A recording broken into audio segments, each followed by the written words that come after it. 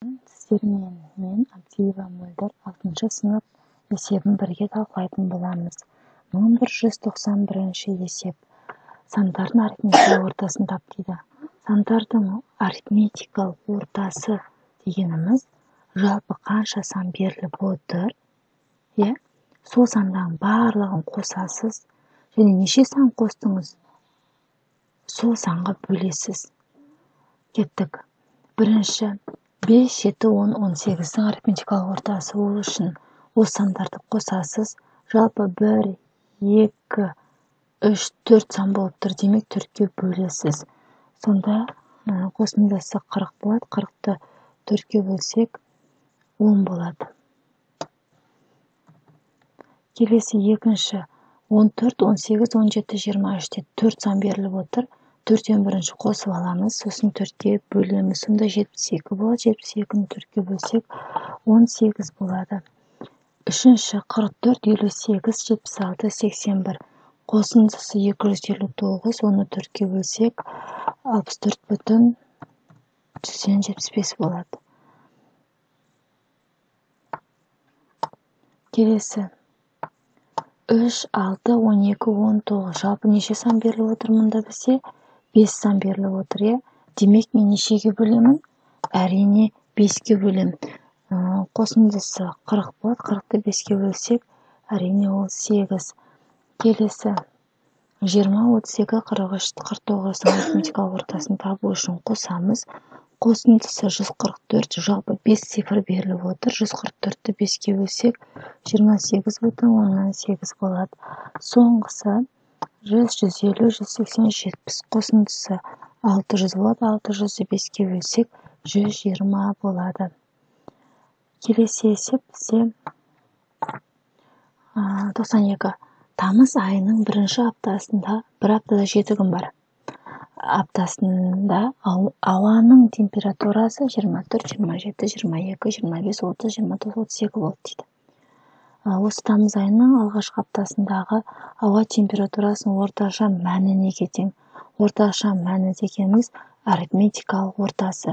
Демек, бірінші берілген сандарды не істеп шығамын? Қосып шығамын.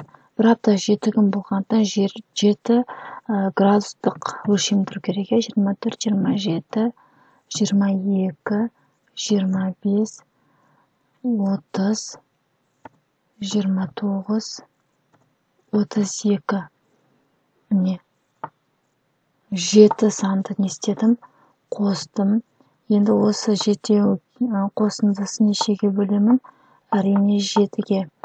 Мұның қосындысы 189 болады.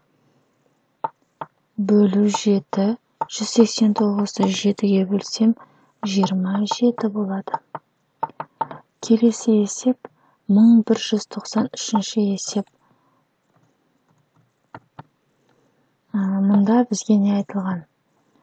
Жалпы ұшақ 480 км сағатына жылдамдықпен, яғни жылдамдық берілген ұшақтікі 2 жылдамдық екен, 1, 2 деп белгілейік. 480 км сағат деп жазыңыздар. Мен 480-ге қысқартылған түрде жасайын. Ал V2-міз 600 км сағат. Bir saatte 600 km жүреді дейді.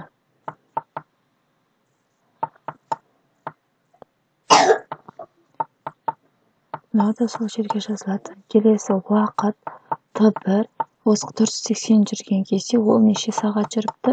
1,5 сағат жүрген. Ал екінші 600-бен жүрген кезде қанша жүрген? Т2 0,3 сағат жүріпті.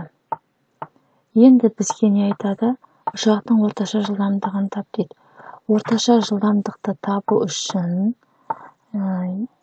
ереже бойынша жалпы жүрілген жолды, барлық жүрілген жолды уақытқа бөлеміз. Уақыттарының, яғни Т1 мен Т2-ның қосындысына бөлесіз дейді, уақыттарының қосындысына. Осы формулаға салатын болсам, біз бірінші жалпы жүрілген жолды тауып алуым керек. S-ті табу үшін бізде 2 бөлініп жүріп отыр, яғни S1 және S2. осыны тауып алуым керек. Ал кеттік. Бұны табу үшін не істеймін? S-ті жалпы табу үшін, S1-ді табу үшін T1-ді, черновик ашып алайын. S1 табуым үшін V1-ді T1-ге көбейтемін да. Өйткені ол 480 км сағатына жүрген кезде ол 1,5 сағат, сол жылдамдықпен 1,5 сағат жүрген. Яғни екеуін көбейтемін жолын табу үшін. Ал екіні табу үшін екіншілерін көбейтемін. Яғни 600-ді 0,3-ге көбейтемін. Және екеуін қосамын. Так, онда мына жерге мен сразу орындап кетейін. Так, 480-ді көбейтемін 1,5-ге қосамын. Екіншілердің көбейтіндісі, яғни 600-ді көбейтемін 0,3-ге. Сонда нәтижесі қанша болады? Табайық. 480-ді 15-ге көбейтіп, 1,15-ге көбейткенде 720 болса, сонда жауап 900 болады. Екеуінің қосындысы.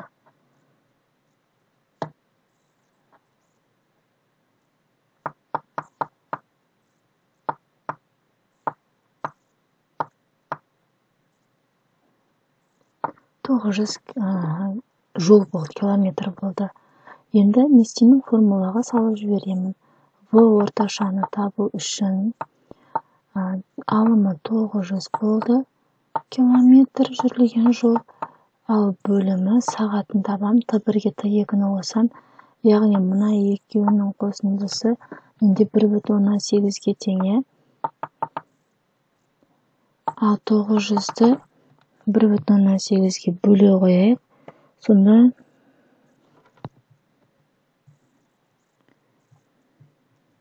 жартысы ғой. Сонда 500 болады.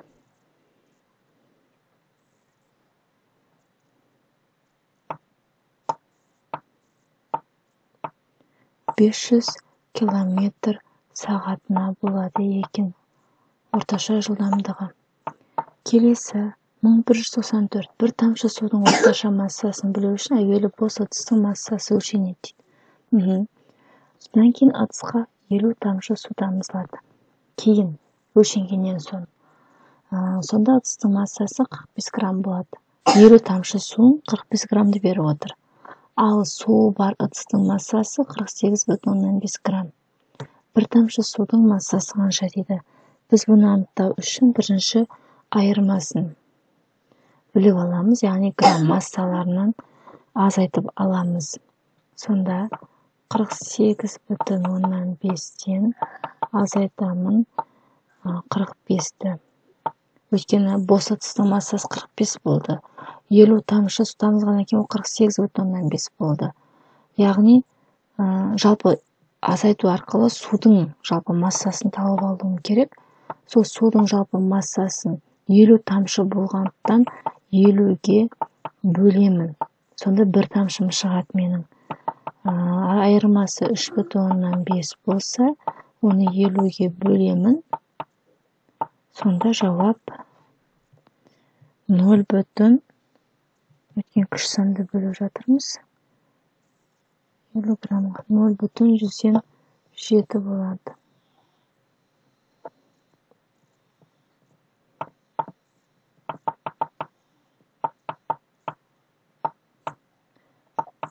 Жеті грамм екен.